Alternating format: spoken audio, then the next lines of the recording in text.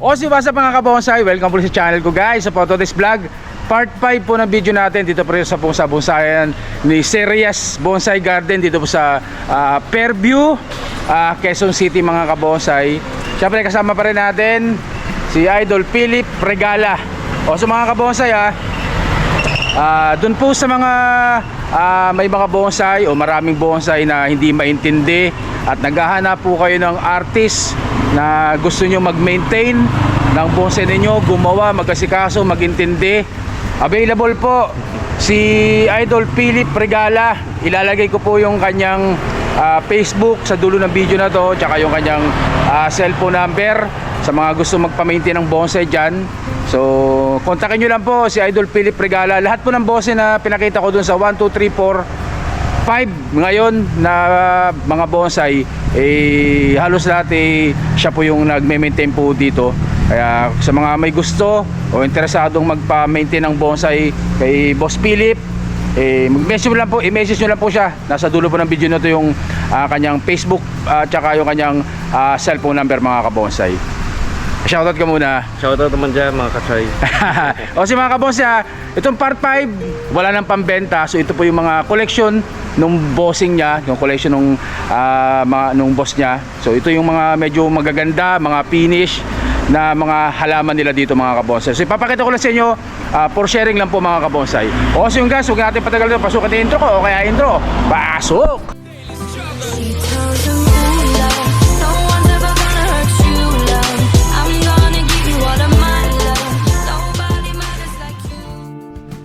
At ito na nga guys, ito yung part 5. So ito yung katapusan ng video natin. So yung mga nauna natin 1, 2, 3, 4 na video natin. So yung iba yung mga semi-finish, tsaka iba medyo materialis pa. So dito naman po sa bonsai na to, nandito po nilagay yung mga buo, yung pwede nang isali sa mga event, sa mga show. Yan, i-maintain din ni Boss Philip yan. So unahin natin itong santa na to. Kita nyo naman ang itsura nito. Napakaganda. Talagang ganyang kalaki. So ganyang kalaki yung trunk nyo. Ang ganda nitong santa na to guys. So ano, so ito po not for sale sila, not for sale. So isa po sa ano to, collection ng mga santan.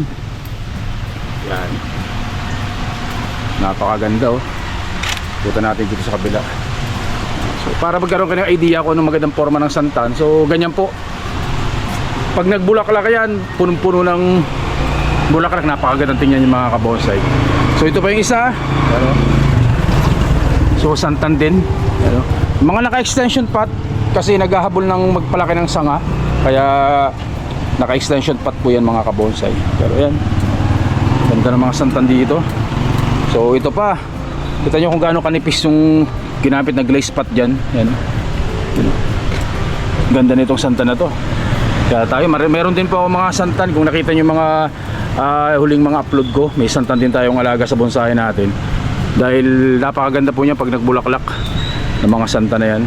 Tsaka syempre mahal ang bentahan mga kabonsai ng santan. So ito pangatlo. Ito yung pang-apat. Kita nyo naman, so ganyang kalaki.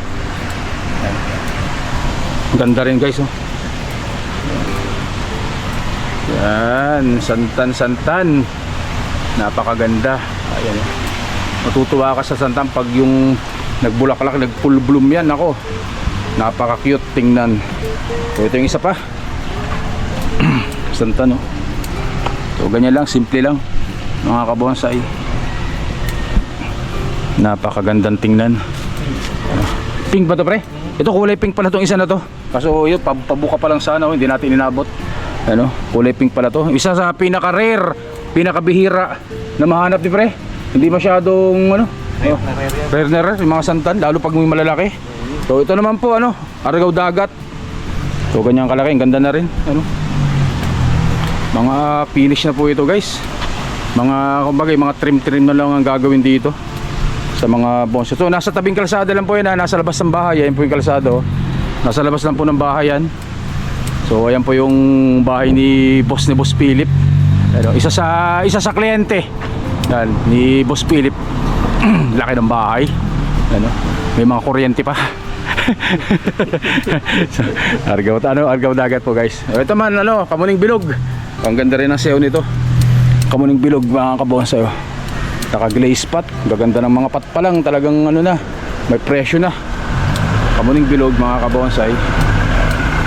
So, aguho. So, may aguho dito. Kita nyo yung mga bonsai pot na ganito. Mga gaganda bonsai pot. So ito yung mahilig tayo sa swamei o syempre water jasmine yan mga kabonsai. Yan. Water jasmine. Ganda rin. Tsaka ito, yung water jasmine na to. Sir, pasilip muna nito Yan yung pagka-expose roots ng water jasmine na yan, napakatindi. Yan Ganda ng ugat niya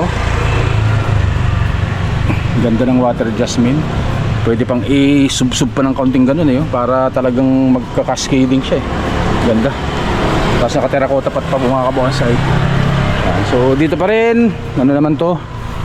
Banyan. Yan. For sharing lang po ito mga kabonsay. Para dun sa ating mga kabonsay na mga newbie na gustong makakita ng mga buong bonsai. So yan po, para magkaroon kayo ng idea paano mag-design, maglatag ng sanga, mag-wiring, syempre kung paano mag-trim mga kabonsay. Yan.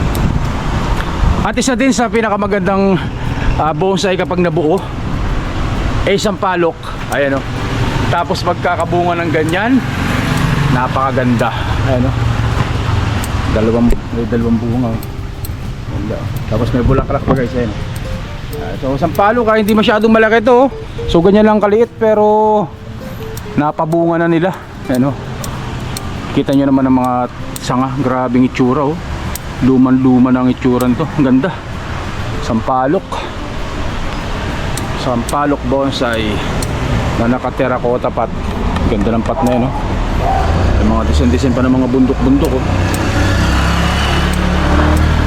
Sampalok na may bunga mga kabonsai. Siyempre may tugas din dito, buong tugas. Ayan, kita nyo naman, cascading na tugas. Kita nyo yung puno niya. Ganda rin ang materyales na ginamit dito mga kabonsay. So not for sale po muna, not for sale mga to. So mga collection po ito ni kliyente ni Boss Philip. Ayan. Tapos aguho. Aguho mga kabonsay. Nakalatag na rin ng mga wire na rin ng mga sanga.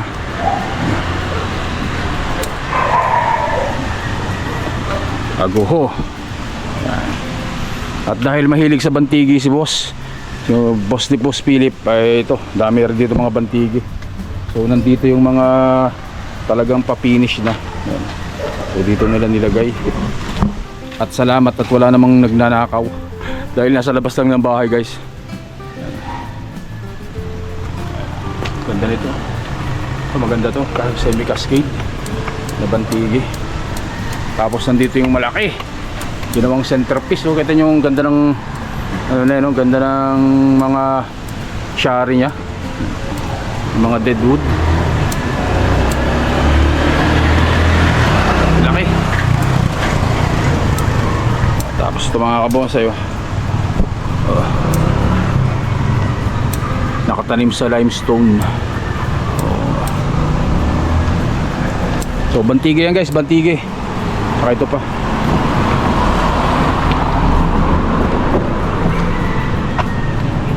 Tapos mas may cascading pa dito, may cascading.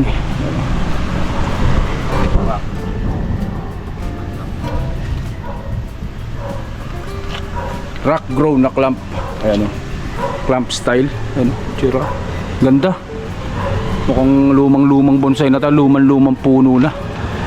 Tapos naka-penging plate. So ayan yung mga nandito sa labas. Pero marami pa yung sa loob, hindi na tayo makakapasok doon. So share ko lang sa inyo itong mga alaga dito ni sir na mga bonsai. Yan. So dito lang yan po sa Quezon City, Fairview, Quezon City. Yan. So ilalagay ko po sa dulo ng video na to yung Facebook ni Idol Philip Regala. Sa lahat po ng gustong magpa-workshop ng mga bonsai nila, kontakin nyo lang po si Sir Philip. Yan, para mapasyalan yung mga halaman nyo. Mag-usap kayo mag-PM po kayo sa kanya at para makapag-usap kayo mga kabonsay. Yan. Mga kasay. O so mga kabonsay hanggang dito na lang po muna yung vlog natin. Syempre maraming salamat pa rin po sa patuloy na suporta sa channel ko. Syempre OLTV Mix Vlog yan mga kabonsay. At syempre maraming salamat kay boss Philip Regala sa pag-invite sa akin dito para mag-vlog dito sa bonsai nila. So galing tayo ng Cainta, napunta tayo dito ng Fairview, Quezon City para mag-video lang po dito at i-vlog yung kanilang mga halaman mga kabonsay. O so guys, hanggang dito lang po muna. Stay safe. Syempre God bless us all po mga kabonsay. Maraming salamat po. Thank you. Thank you. Salamat idol, mga lods, mga kabonsay. Happy bonsai. Yun.